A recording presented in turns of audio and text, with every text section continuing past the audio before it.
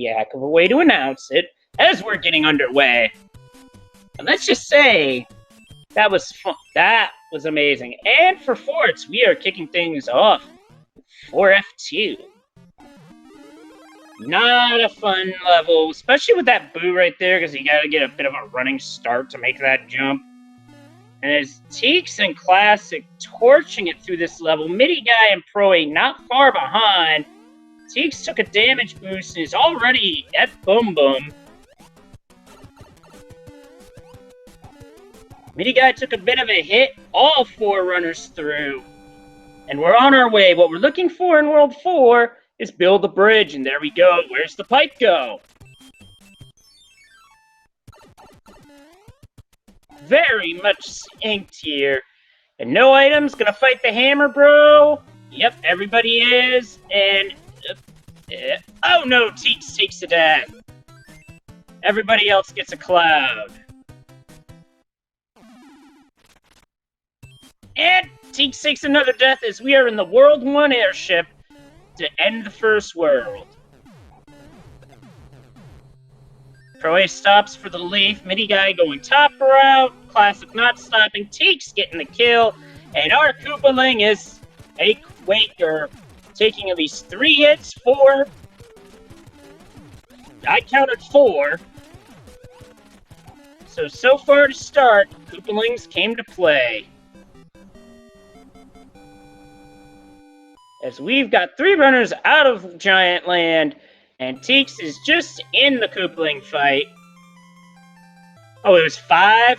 So that means he's really thick. Somebody had a lot of Baconators. And the king must be playing checkers because he is saying, "King me!"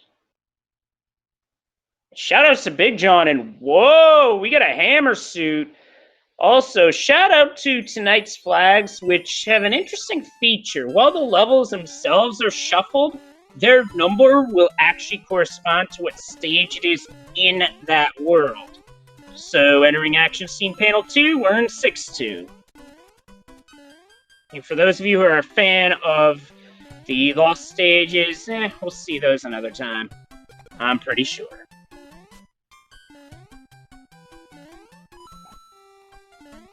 And Classic's off to the races, already out of 6-2. Midi Guy not far behind.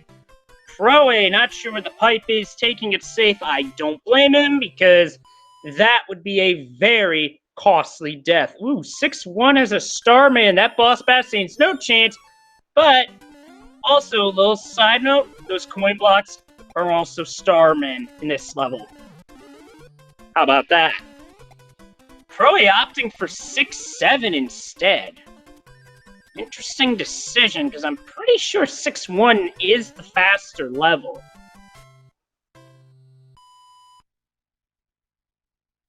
And next on the list, 6-9. We are still looking for forts.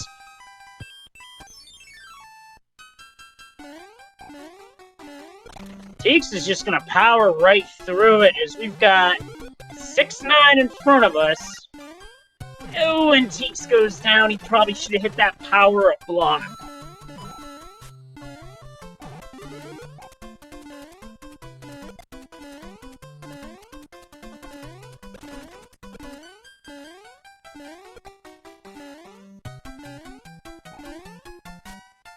Classic's checking the pipe. And it's useless.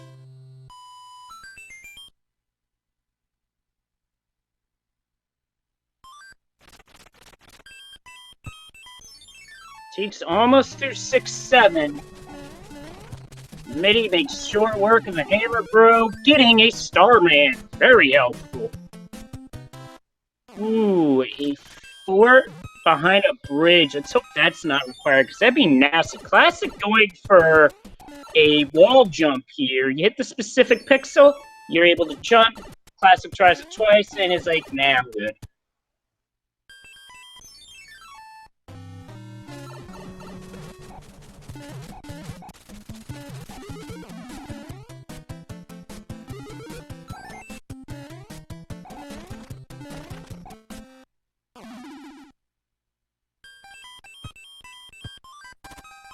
As Teeks gets through and takes a 5-star frog splash for 5 lives. When you're down to 1, that is a perfectly good play. Alright, these World 6 pipe. Oh! Wow! The World 6 pipes are 100% absolutely, undeniably, and totally worthless!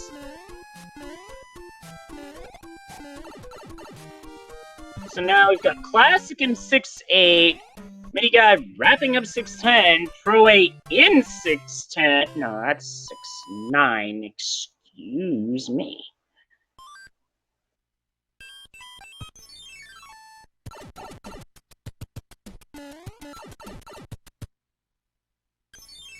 So now which fort is gonna be the one? Well, we're at 6F3.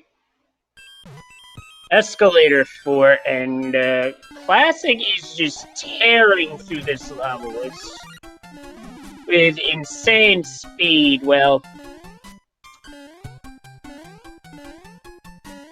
this is no surprise for those of us who've been around, because Classic is one of the top players in the community, and in this game, really, really good.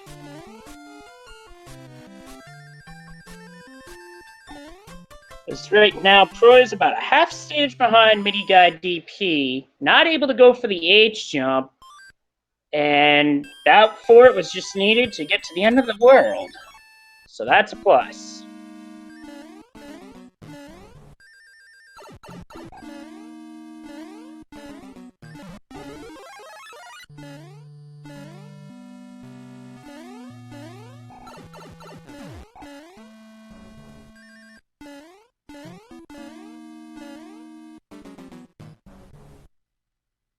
And with that, Iceland is done.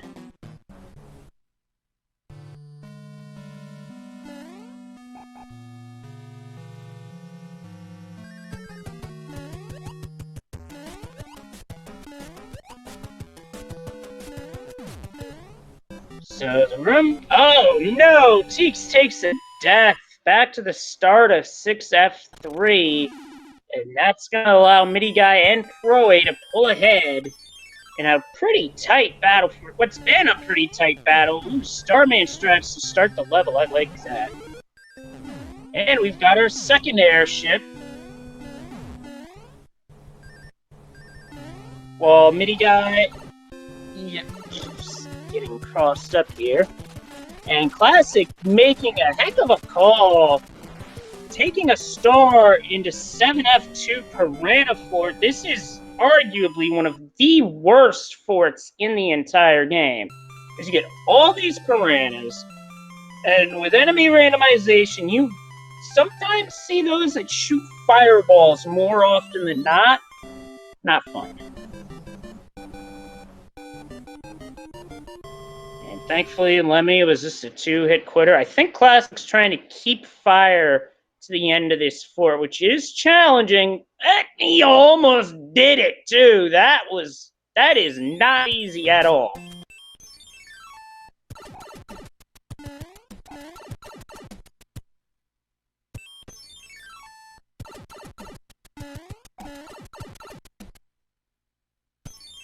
And yep, shrimp was soft.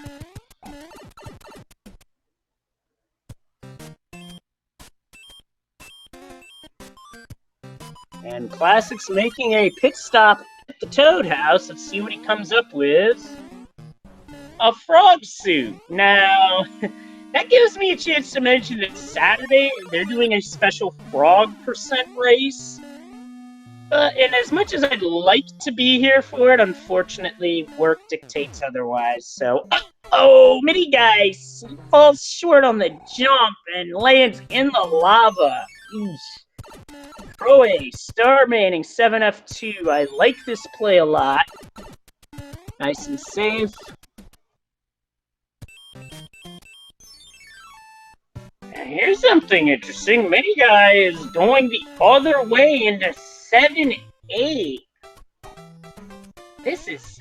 in terms of levels you don't want to see in this randomizer, here's another example. Very easy to die, especially early level.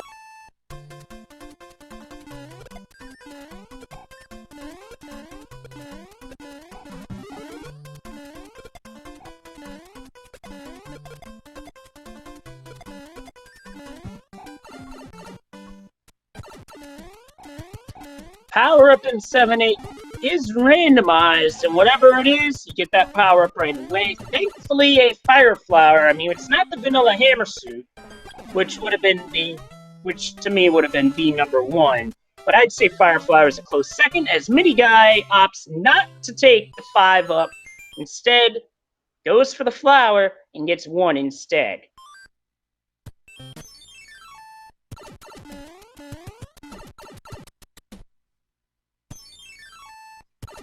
So that's what opens 7F2. Interesting. Meanwhile, Classic's already found the way out of World 7 and is on his way. As Pro A takes a death in 7-8, that stage is giving our runners all sorts of fits.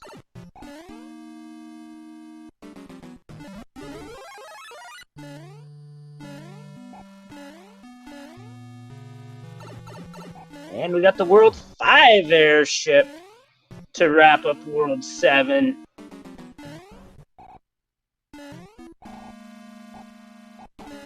And Ludwig is shaking things up. And that's another 5-hit Earthquake Koopaling!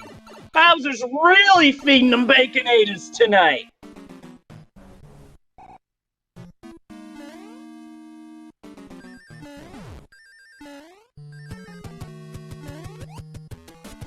It's like Cheeks missed the jump. Unfortunately, when you miss the jump to get to where the door is in Fort Knox, you have to wait out the timer and then reset the room, losing even more time.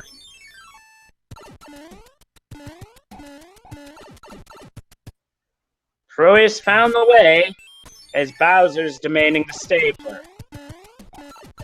I don't think the flags allow for more than 2 Earthquake Koopalings, because as far as I'm aware, we've always seen 2 per seed. Nothing more, nothing less.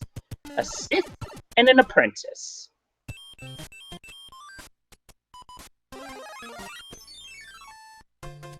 This Classic is just tore it up through Mortar Motorway. Pretty sure he might have set a track record on that.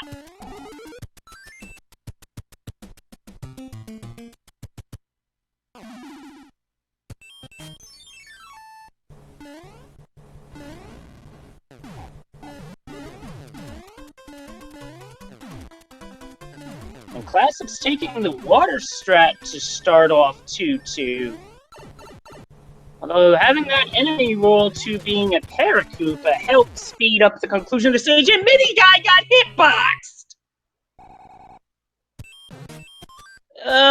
That is just unfortunate, because what happened is the hurt box popped up from Ludwig's shell right into Mario, and when that happens, there's absolutely nothing you can do.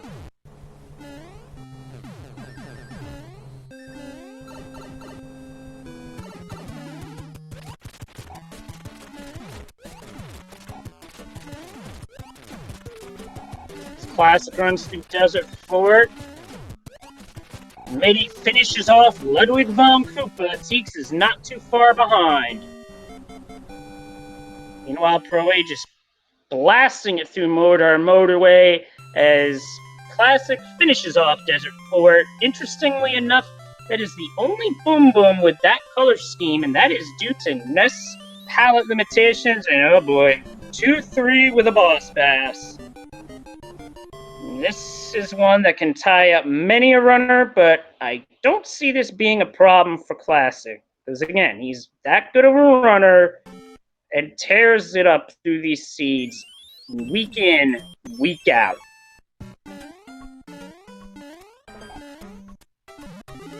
And that boss bass kill puts him down for a 5 count, and then he takes another shell to the head. As Mini Guy gets shell-dozed by the giant shell, back to start.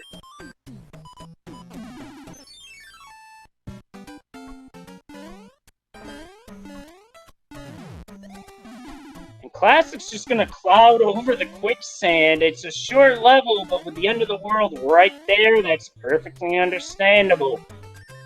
Even though we know what stages there are, that cloud use may have been well, all I'm gonna say is there may be a better point down the seed.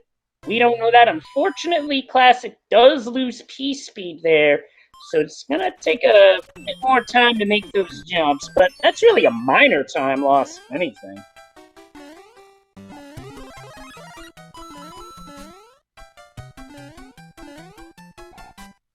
And Big Mouth, as he's called in the SMB3 TV show that aired way back when, had a big game. 4 hits.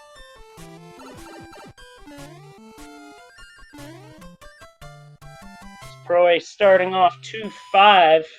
Chain Chomp Alley, as I like to call it. Oh, 5? Must not have seen the first. And these Koopalings are really coming to play tonight.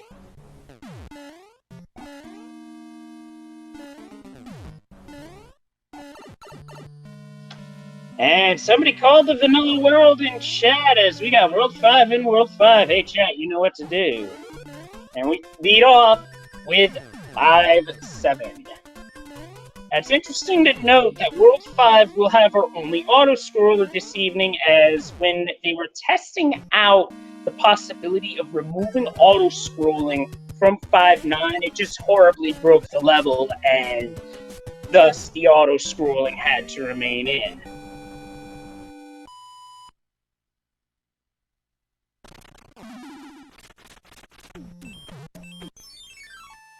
Now, 5-1 does have an item box that you can fly to. His mini guy gets bitten by the Chain Chomp right away. I hate to say this, but his other option ain't gonna be much better for this seed, so... Oh, just about got bit again as takes a death at the end of 2-3. Oh, that is painful.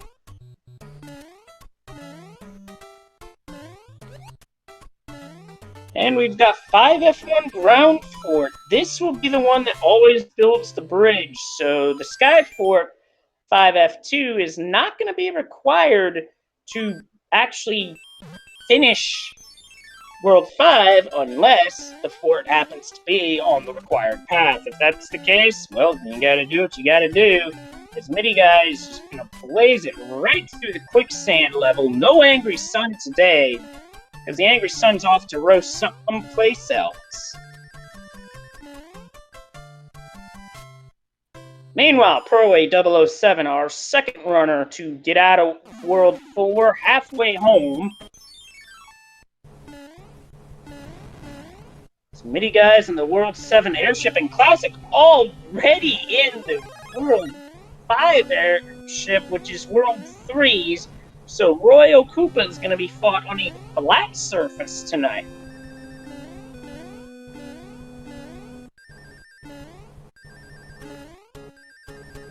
And Roy's got Moon Shoes. Watch out, that's a great way to get hitbox.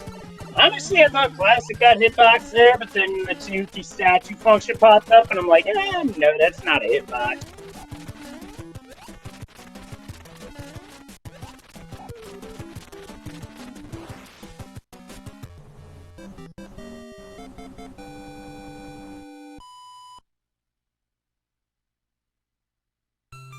Oh, look at this. Pro A's taking the P-Wing up 5-1 to get whatever item is here. Vanilla game, it's a music box.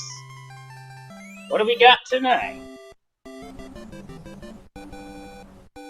cloud. That could be very helpful, and that lock I thought was going to be randomized. Whatever.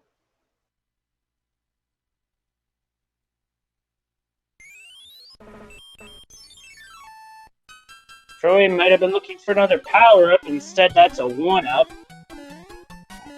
As Classic's already through 1-4.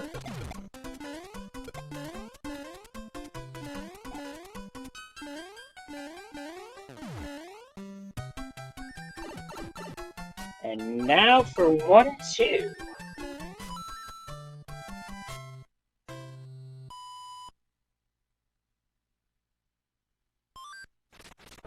And it's got a boss bass, but that boss bass is benign, especially if the speed classic's moving. Oh, and that ending of World 5 was very free. Like, that's about as free as it gets outside of having the pipe right there. Classic skipping the fort as he knows what we know, and that it's 100% not required.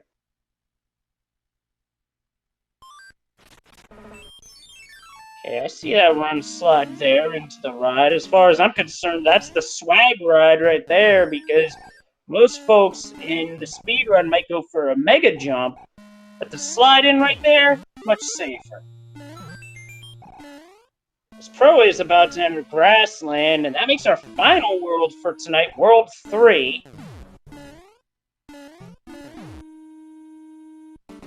As Classic is running through the bottom route of 1-5.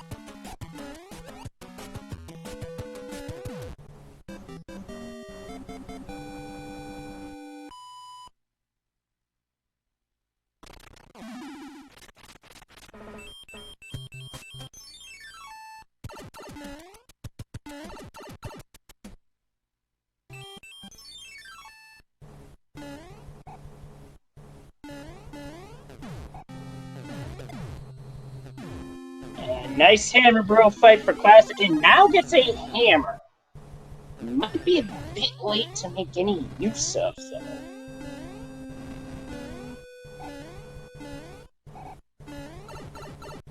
Could be wrong.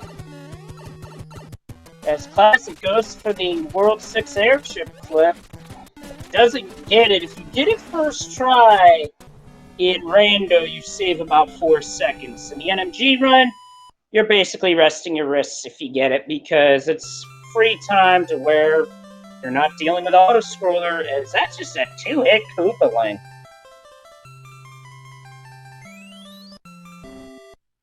So Classic's pulling away. Pro A going into the World 1 fort. He might fly up to see what the item is, because he does have the tail to be able to do that. Let's see what it is. The Fire Flower, not bad. And Classic gets a remark you would hear in Zelda 1. And wrong randomizer is fitting, because Fred Coughlin also designed a Zelda 1 random. And leading off our World 3 is 3-6. Now, for the Koopalings, it takes a total of 10 fireballs to take one out. That is static and does not get randomized. For King Bowser, it's 35. Or you just throw hammers at him.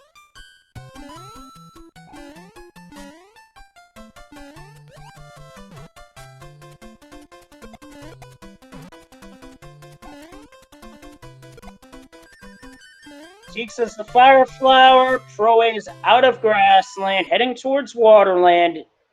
Within a couple of stages of Classic, so it's not over yet, folks.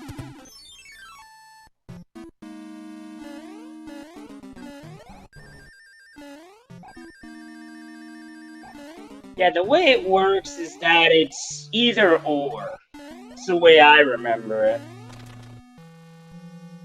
The midi guy is going to also make the flight up to get a Fire Flower. And that pipe, completely worthless. So the pipes that'll actually take you to the Promised Land in World 3, the odds of finding that now are quite literally 1 in 3.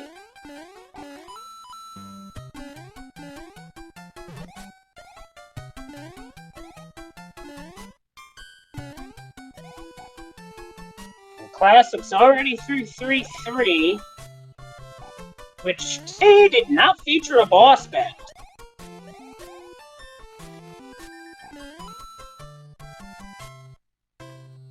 Classic's entering 3F2, the underwater fort. Now, in the Frog percent race that's coming up on Saturday, this fort's actually going to be much simpler because Frog Mario moves much better in the water. And unfortunately, it was me working on to catch the bottom of that. But that's neither here nor there.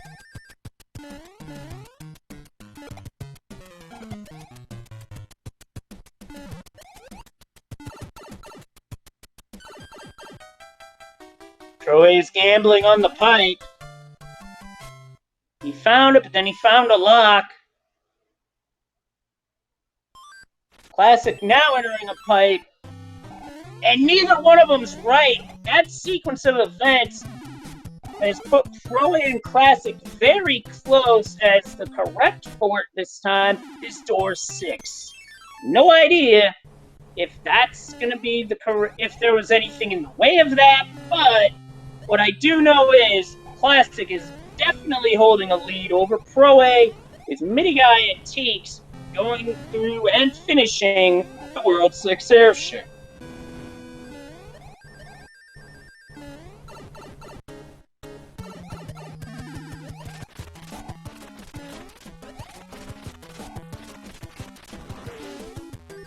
And with that, Classic's on his way to fighting Wendy.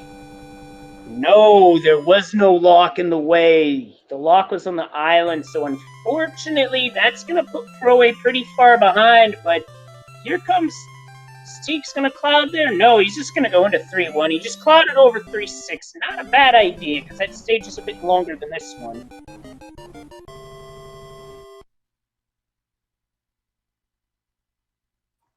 Wendy's more than 3 hits. Whoa! Higher jump. Kicks Classic right in the head, but he's got the full 5. The Koopalings were ready to play tonight. That is for sure.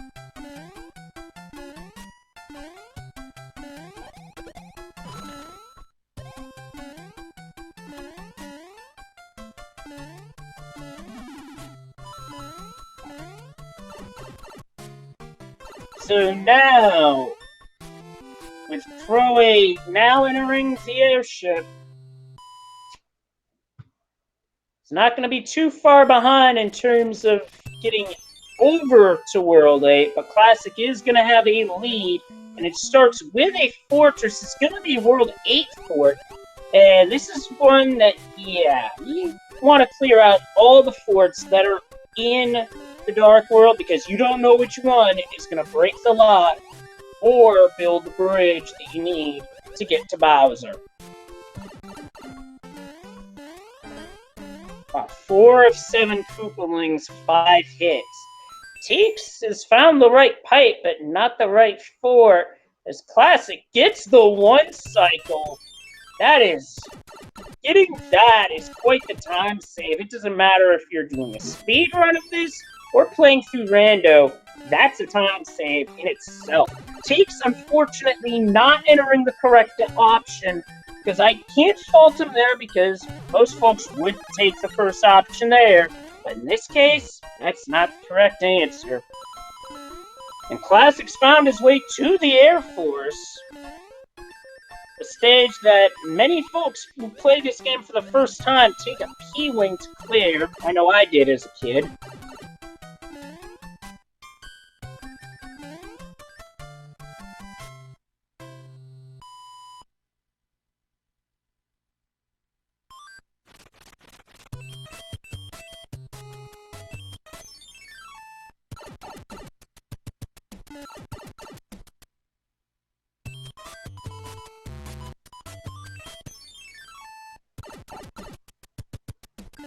And with that, Classic is done with Air Force. Pro A about to wrap up World 8 fort.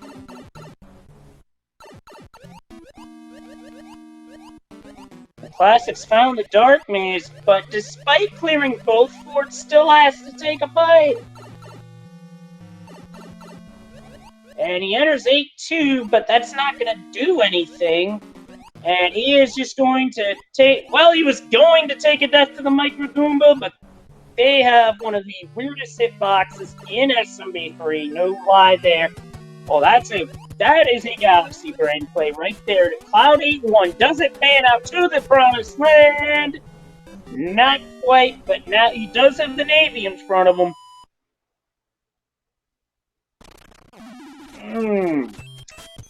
Wow, this is an obnoxious World 8.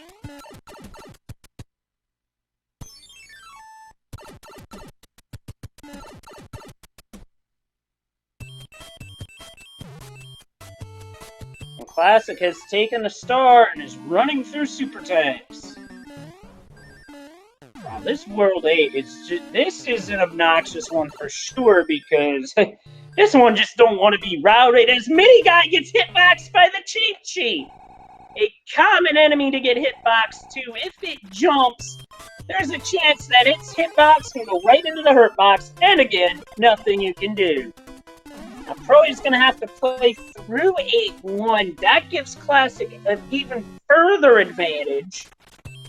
It's Classic, without a doubt, as he has found the promised land and is jumping into Bowser's Castle at 30-51.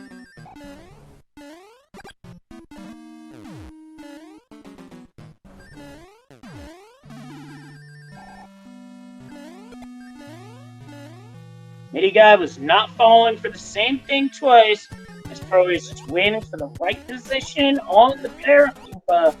Gets to jump off the block and it's through 8-1.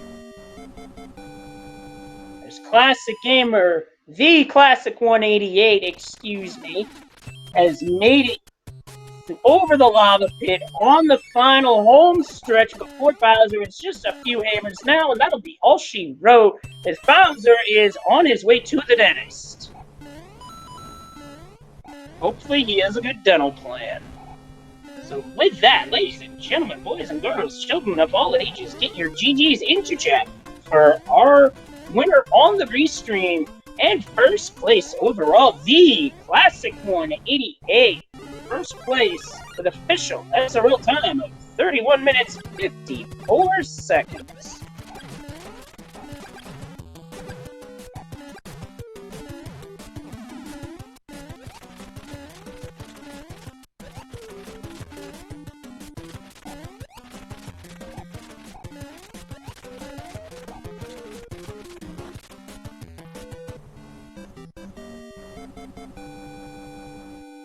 I can honestly say to get good at this game takes a lot of hours of practice.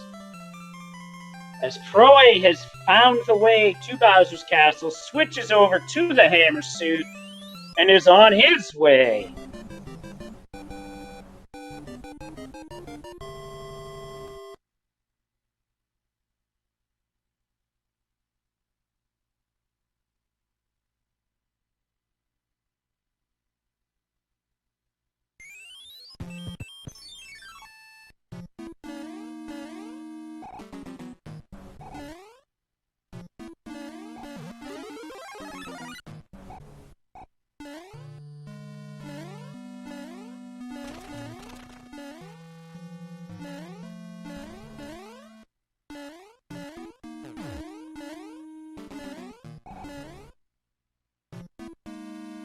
Proe is into the Bowser fight, and with that, he's done it.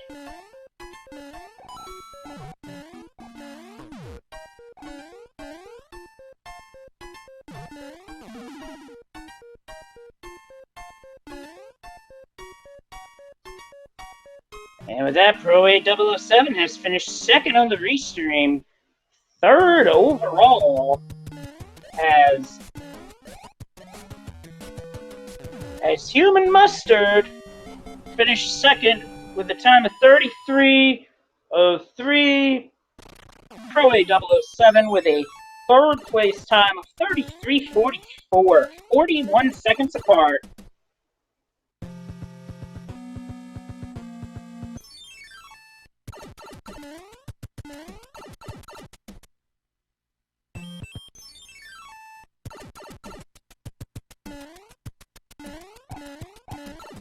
See who we can get in for an interview.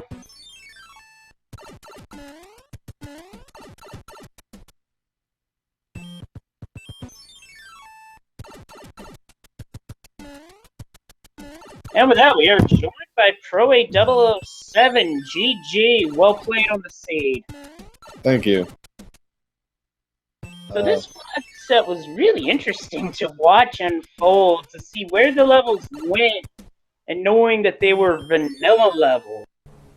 Yeah, and that kind of informed a couple of my strategies, like using the P-Wing in 5-1 because I knew that was a free item, and by that point, I think any level that I would have used the P-Wing in was pretty much off the table. So I thought, well, let's go for a free item. Maybe I get lucky, and I did with getting that cloud. So. Certainly helped, no doubt about that. One thing we noticed on our end from watching this race unfold, 4 Koopalings, including both with Earthquake, wound up rolling 5-hitter. Yeah, that was a bit rough. Yeah, and got lucky with Wendy, I think. Speaking of Wendy, in World 3, did Classic have double hammer? Nobody had double hammer. There was only one hammer found the entire seed, and it was in that letter at the end of the world prior. Okay. I picked up a hammer somewhere off of one of the letters, but that was really the only thing I was like actually concerned about, was that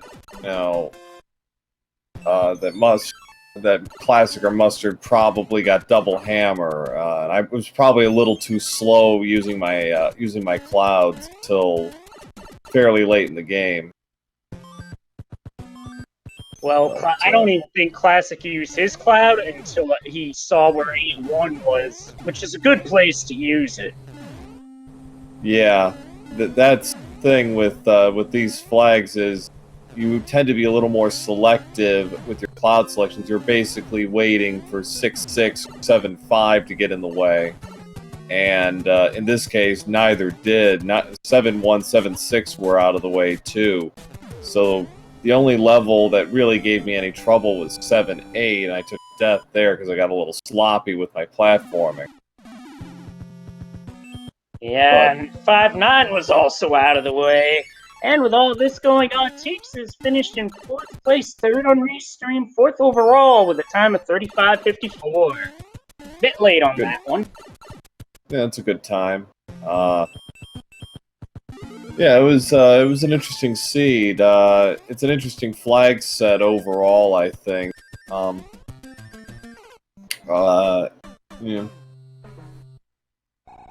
It lends itself to some interesting ideas and to some interesting strats, and I think it'd be interesting to do it a few more times, kind of see, and it does kind of, I think, twist a little bit what you normally would do. Not a lot, but enough to where you can sort of plan ahead and sort of plan your route accordingly and take a couple of chances on things. But it was interesting.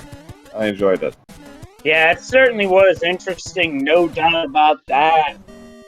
And honestly, this would I wonder how good this flag set would be, say, at GDQ, which is next week. And speaking of, with GDQ next week, weeklies will return the Wednesday after. Right. That would be, I think, July 2nd? July 2nd, I believe. Sounds about right. I do the calendar right in my head. It is July 3rd, so the day before the 4th. So who knows? Let's say that race is gonna have some fireworks. So to speak. But yeah, it was good. So GG's to Classic, proving once again why he's one of the top players, and GG's to Mustard and to everyone else. I think that's going to do it for me. I'll let Teeks get in here for his interview. Alright, and before we go, how about Saturday? What's coming up with that frog percent race? Well, unfortunately, I'll miss that one. I'll be out of pocket, but that is Mustard's bread and butter, so I'm sure it's going to be quite a show for everybody involved. Yeah, I hear you there. I'm going to be working, so I'm going to to miss it. Fortunate. But I was thinking of maybe holding a practice race Friday night for those that are going to participate. I'll chat in Discord about that. So anyway, All right. GG Proa. All right, thanks. And with that, Midi Guy DP has finished up tonight. 4th overall in the East Stream and 5th place out of the race with a time of 39:51. 5 racers, 5 sub-40s. Now with that, I am joined by Teeks. GG, Teeks. Thanks so much, Leslie Pearl. Thoughts on the flag set overall? Because this was certainly interesting to see. Yeah, absolutely. It took me at least 1 or 2 worlds to get adjusted to because I'm so used to, what would be par for the course for a typical weekly, just the typical SMB3 brackets. So, I had a bit of a rocky start right with World 4 right in the beginning because I got a bad hammer bro arrangement and so I took a couple early deaths along the way. But a couple highlights, I was able to get the 1 cycle in 8F, and I was sort of able to get the P-Speech strat in 5.7, so I improvised a little bit with 7F too because with the hammer suit, so luckily I was able to get a fire flower and then just kind of improvise my way through there. Overall, there were a couple routing issues. There were probably a couple sections where I could have used my clouds more efficiently, but a lot of fun. Oh yeah, it certainly looked a lot of fun from here, because to see levels, positions randomized, but to see that they were their original stages throughout, just in different positions, did allow for some good routing choices to where you see what's in front of you, you could say, okay, we'll do this one, not that one, we'll cloud here, so forth and so on. Also worth noting, there was only 1 hammer in this entire seed. And of course, it comes after World 6 and 7, or sections where it would actually be necessary. So, luckily, there were some clouds along the way to make up for it. Yeah, absolutely. And 5-1, which Pro A used the P-Wing for to get that item, happened to be a cloud, so he had an extra one.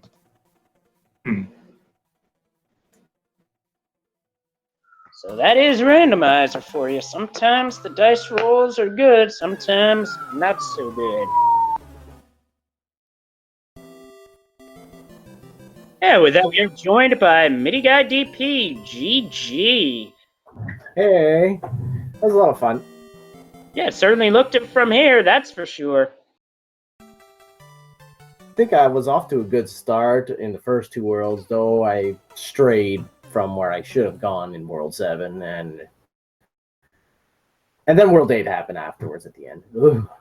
Except right until the end. Yeah, World 7 can be very unkind, especially if you're not on the right path. And it's fortunate too that the 2 fortresses were right next to each other. So once you finally got to where the bottom right island was, you just had an open path right there for you.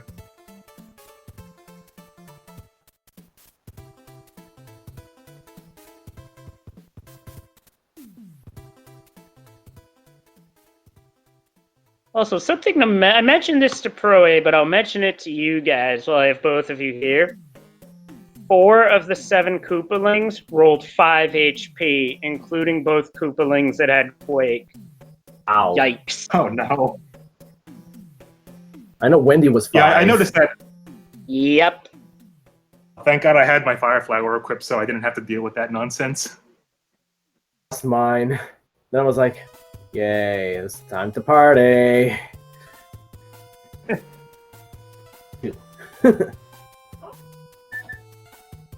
Well, if anything, that made things interesting, because the fans tend to love the 5 HP Quakers, especially when it's Wendy involved. But I don't think she was a Quaker, but she was still 5 HP, and that's scary enough. Worst possible Wendy. I just made it a point where I don't even take chances. Like, even if she is 1 HP, I always go for the fire kill if that opportunity presents itself. I messed up. That happens. But yeah, it's understandable to go for it in that instance, because that's when it would be wise to go for it. for sure. But yeah, I'd say that's probably the worst possible Wendy. 5 HP, non-quake. If you lose your fire flower and the arena is completely uneven, that's probably the hardest possible Wendy, more or less. Even if you try to, even when you try to take conservatively by fighting her with a P-wing, there's still those chances that those rings can get you in the air, and sometimes if you fall too quickly, your hitboxes will interact in a bad way, and you'll just fall right through her. Yeah. I got a unlucky hitbox at Ludwig too. Even though Ludwig was, the regular Ludwig, I still managed to get that pixel perfect death. Oh no. Ouch. So that's how that happened. Pixel perfect low blow to die. Ouch. Even though he was not moon jumping, I guess I got him right in between the time where he was gonna go from into his shell, from out of his shell, and it was just enough for me to be in his hitbox to kill me rather than me score a hit on him. So great timing, me. Great timing. In any case, I still have fun. It was a blast. I'm glad I've taken part in this weekly. Nice new kind of experience too. I certainly, I definitely second that. Big thank you to Speed Gaming for hosting this weekly, and Pro and Pro at 007 for providing the commentary tonight. Actually, it was just me going solo tonight. Pro A was also featured. Oh, okay. Either way, it was still a fun time. Yep. So with that, just a quick reminder that our next weekly on Speed Gaming will be Wednesday after GDQ on July 3rd. As for Saturday, that's the Frog Percent race, which is going to be a real treat to watch. It's a VOD that I'll have to catch after work, though, but so it goes. I'll try to make that one. Yeah, for anyone who can try to make that one, I would advise making that, because Frog Percent is a completely different experience in of itself. You think you know SMB3, then you see Frog Percent, and then you realize you thought you knew SMB3. Yep. I saw that Human Mustard was going for the world record attempts for Frog Percent. I've been making some attempts on that along the way, so I'm hoping I'm prepared for it once the time comes for the race.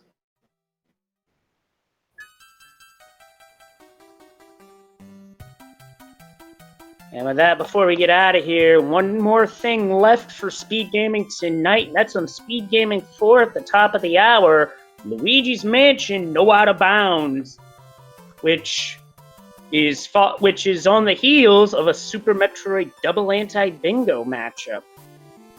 Wonder how that would work for SMB3. Talk about that later.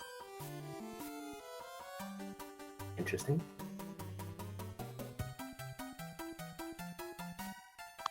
And with more stuff scheduled for the Speed Gaming Network throughout the week, heading up to GDQ, be sure to follow all the Speed Gaming channels, Speed Gaming through Speed Gaming 6. And while you're at it, feel free to give our runners a follow. They provided a heck of a show tonight, and it was very entertaining for all of us to watch, as well as for me to call. And also, the race that I mentioned, that's Saturday at 9 o'clock on Randomania, so be sure to follow the Randomania streams as well, because they also provide a lot of fun, especially with randomizers. So with that, any final thoughts on the seed, guys? I think I covered everything I wanted to. I just want to say thank you again. And it's been a lot of fun, so GG's to everyone. I got one thing I guess I'll mention. I got lost a lot, but that's it. But overall, it was pretty fun. It wasn't too brutal. Getting lost does happen, especially with shuffled pipes. I will leave it at that in that regard. Indeed. And also a thanks to you guys for being featured, as well as Speed Gaming for showcasing this race. It is a lot of fun week in, week out, and I hope to see you guys after GDQ. Absolutely. Looking forward to it. Yep. Absolutely, and with that, it is time to call it a night. We are 10 minutes away from Luigi's Mansion No Out of Bounds tournament action on Speed Gaming 4. But for me, that's going to do it.